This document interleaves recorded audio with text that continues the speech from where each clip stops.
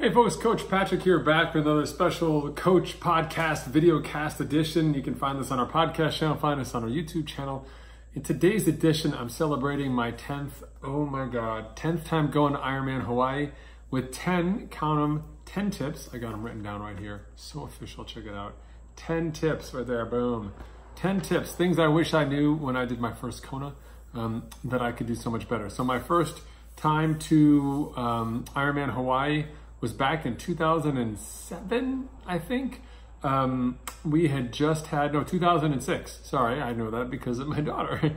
My wife just had given birth to our eldest. I qualified in Lake Placid. My daughter was born. And then we went to Ironman Hawaii, much to the chagrin of my in-laws who thought I was trying to kill their grandchild and their daughter because there was some volcanic activity going on back then.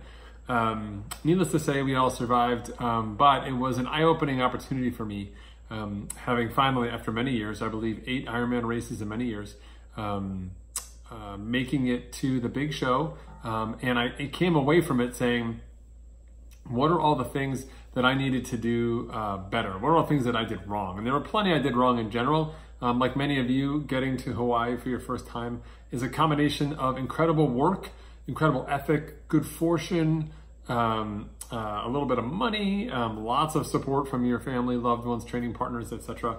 Some natural ability. All these things come together and create the opportunity that you've had presented to you in terms of racing in Hawaii. It's really important that we sort of capitalize upon that as we go into your first race. I think a lot of people see Hawaii as a validation of their awesomeness. Like, I made it, like I did it, I'm finally awesome. Now when people say, have you ever done that one in Hawaii? You can say, yes, I have. But they look at this as an opportunity to test themselves against the best in the world. And I've got some good news and some bad news for you. The good news is, yes, you will be testing yourself against the best in the world. The elite women and men, the fastest people you've ever seen on the planet for swim, bike, and run in some flavor of combination of all ages are there. In a way, Kona, Kailua Kona on the Big Island in October is the fittest place on the planet, and it shows. Everyone has abs. Grandparents have abs. Competitors have abs. Competitors' kids have abs. The competitors' brothers and sisters who have kids also have abs. They seem to be becoming standard to everyone else except for like me. But the point being, it's super fit, it's super intimidating, and you need to know that you are not in a place where you can truly compete with these athletes right now. You have zero experience on this Kona course. No matter what you bring to the table, relevant on-course experience is so important in Hawaii. There's a reason why it's the World Championships. There's a reason why they haven't moved it. And no, it's not just because WTC is lazy.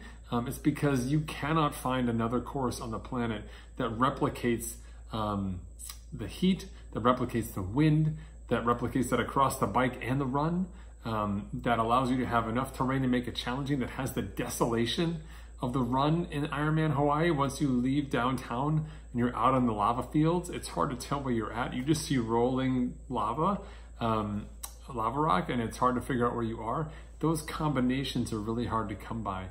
And you don't really appreciate it until you get there and you're in the race. And so there's so much learning yet for you to do. And so competing with these other athletes is not the top priority.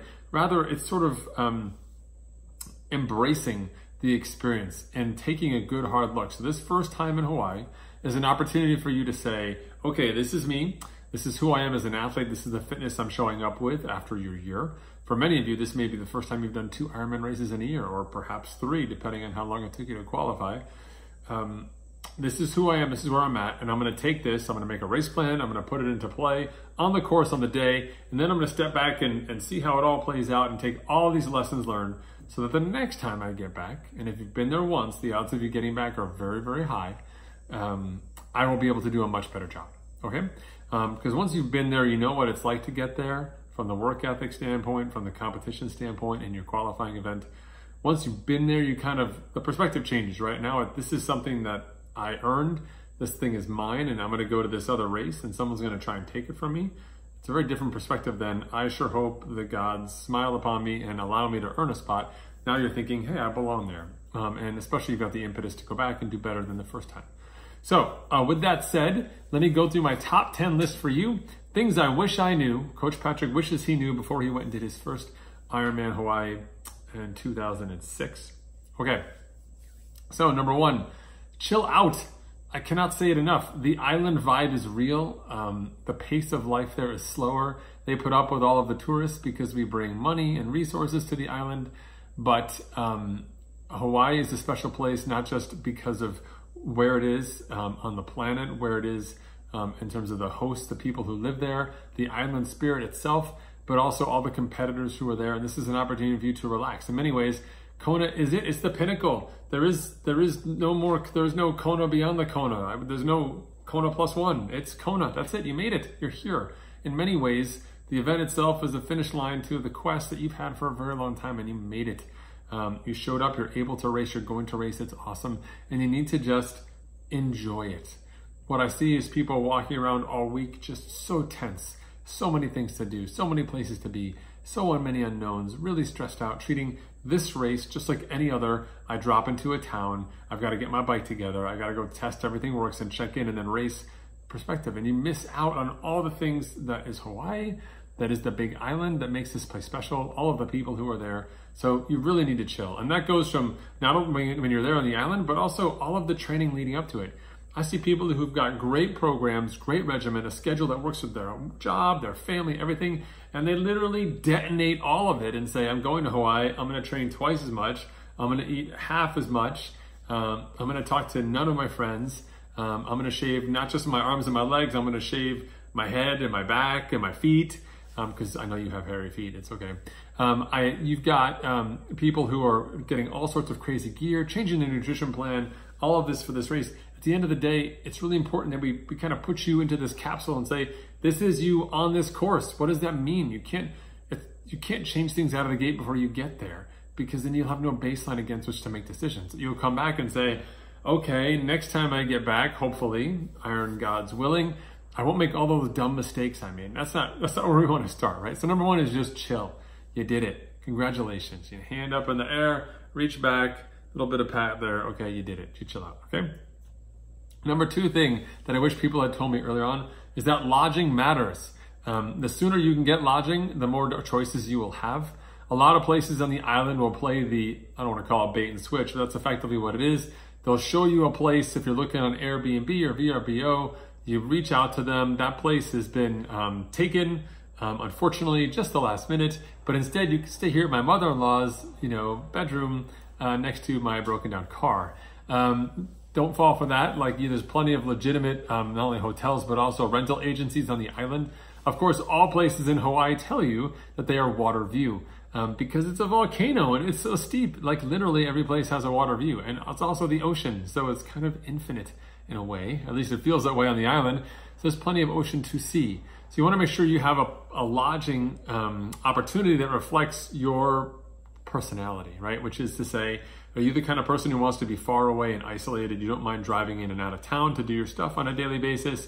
Are you the kind of person who wants to be right down in the center of it? You can walk out and just see triathletes everywhere, and you're willing to pay a premium for that, and so on. For me, I've done everything from far, far away to super close. I've never gone out on the Queen K. I've never gone to stay at Waikoloa or out there, even though there are opportunities to do so. I didn't want to get stuck in the traffic, etc. that's out there. I feel like that sort of down the Kailua Kona area, down Ali'i Drive and up on that hill there, you kind of have options to come in through Kuakini, to come through on Ali'i Drive, to go across 11, the highway itself, the Queen K in town to get to where you need to go, so you get options. But lodging does matter, and you definitely want to make sure you're happy with it, and that you've got enough room for everybody. And by everybody, I mean family, because this is my third point, which is booking family time. If this is your first time, I'm sorry, you may not like your family, but you need to bring them. They've supported you all along. They put up with you more so than you probably will ever really, truly appreciate. And going to Hawaii is really special if you haven't been there already, or if they haven't been there already. I likely enjoy the sport and enjoy the energy around the sport as much as you do, but in a different way. And Hawaii is sort of a week-long exposition of cool stuff to do, from events to just being active and so on. So bringing your family is important. And with that aspect I put down here, book family time.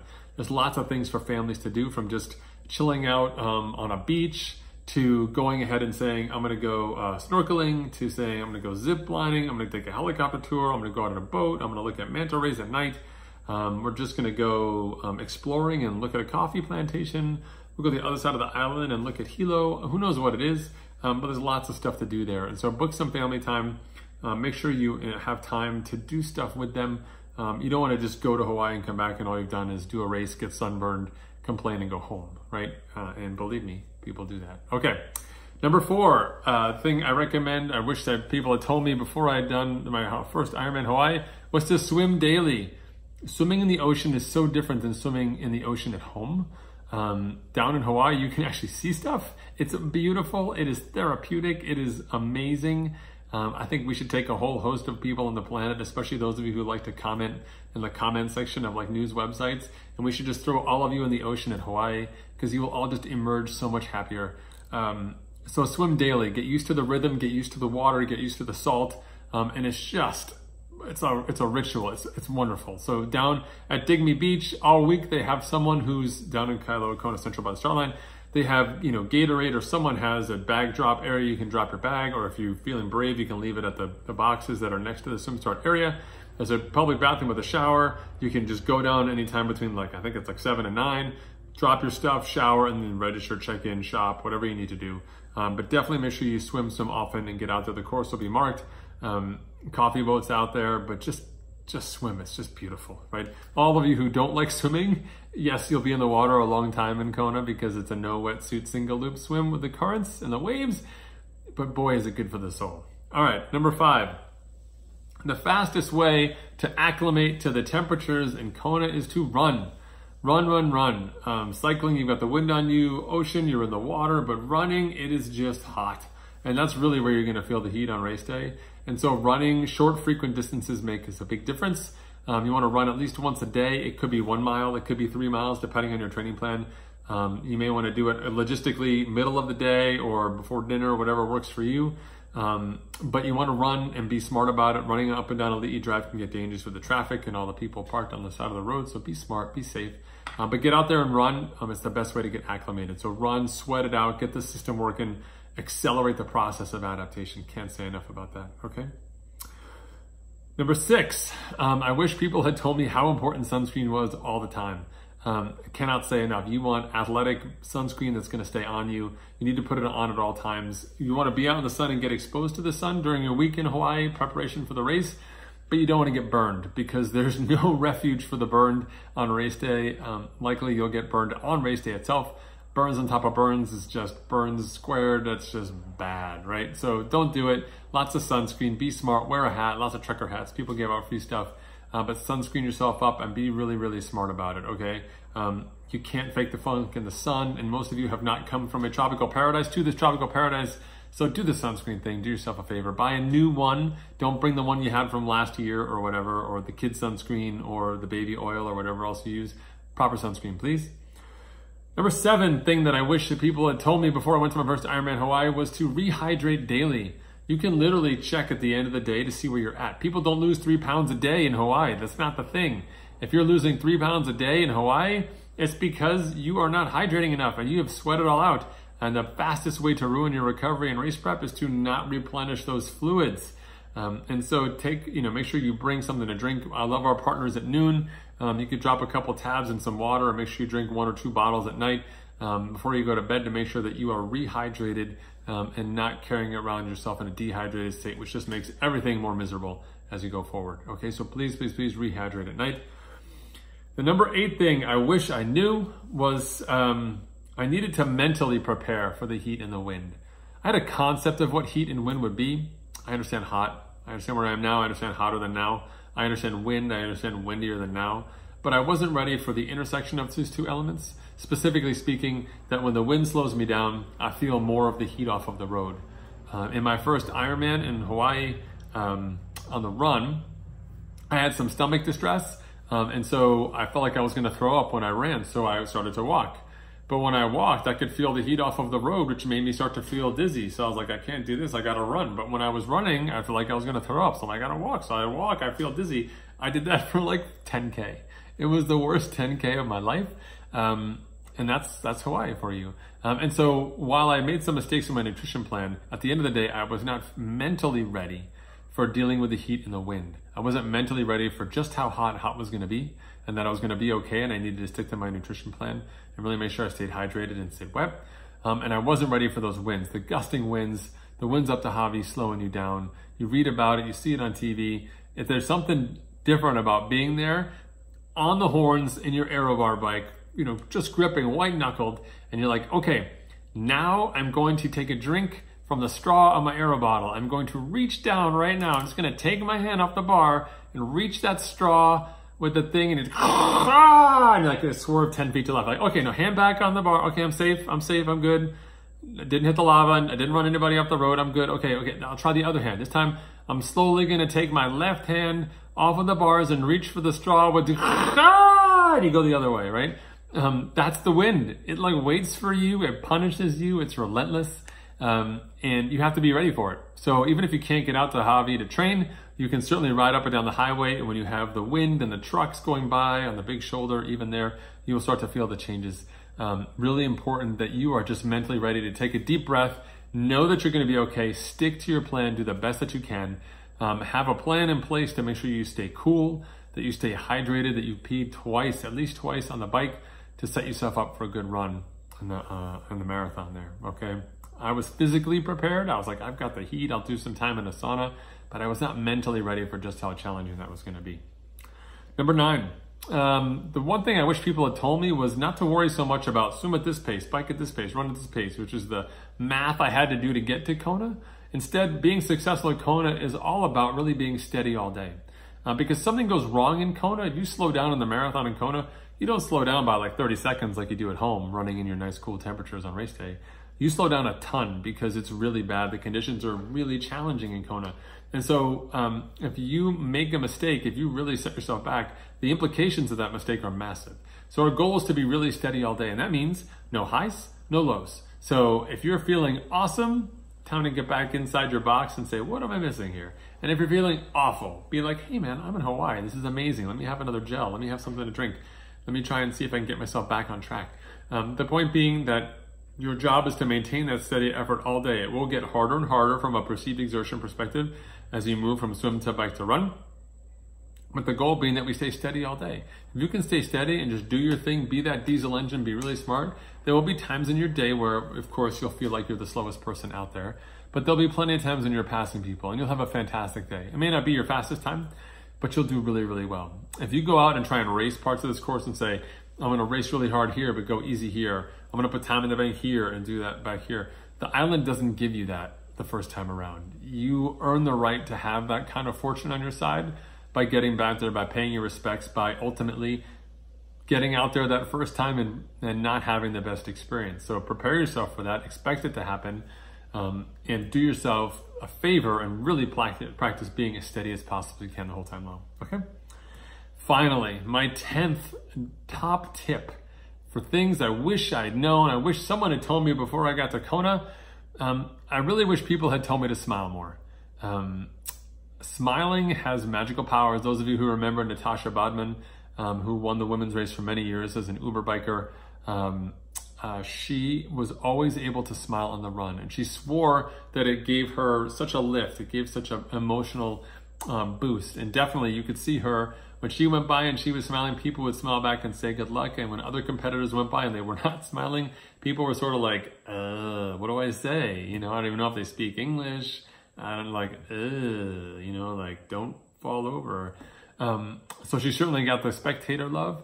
But in general, I found that it's really important, I think from a smiling perspective, that if you can put a smile on your face and say, I am enjoying this experience, you can take that energy and bring it from the physical side inside your spirit and say, you know what, this is amazing. I'm in Hawaii. I am next to, I could reach out to and touch, you know, one of the elite men or women who are racing the other direction. Maybe not so good on race day.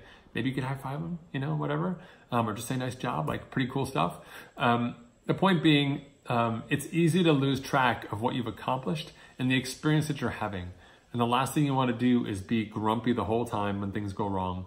And then at the end, get your medal and be like, and all the emotions that you have associated with your day are just full of just, not anger, but just, self-criticism, and really disappointed in your performance. Enjoy it. This is it. You never get your first Kona back. You never get that first finish down a Li'i drive. And you have to enjoy it. And it also really helps to just have a good sense of humor, because you've never been in an energy lab before on the run. And when they told you it was going to be 140 degrees on the pavement, you were like, oh, that's just some sort of like crazy stuff those people do on MDZ when they broadcast it. And then you get there and you can't see stuff because of the wavy lines. The volunteers, there's no spectators. The volunteers are definitely hurting. And you're like, oh my God, this is what 140 degrees on the pavement feels like.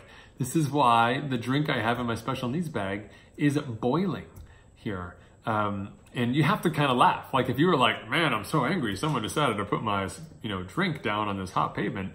Well, it's not going to get better. You just got to be like, this is insane. This is crazy. We are racing and it is so hot. And I still have 12K to go to get back out of this energy lab and get back home again, right? So keep that smile on your face, pay it forward, give energy to the people around you, to the island, absorb that energy back that you've given out through your actions, and make sure that you've got a smile on your face for those photographers who will capture you out there suffering. Hopefully you look like you're running. None of my pictures made it look like I was running.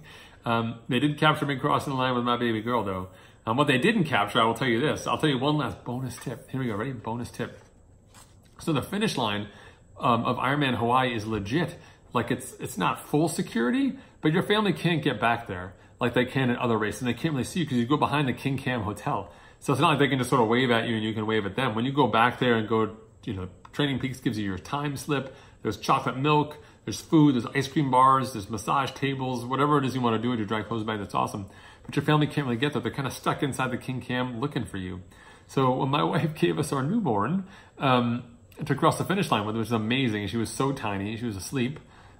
Even Mike Raleigh was like, oh, that's a tiny baby, because my daughter was all of 8 weeks old.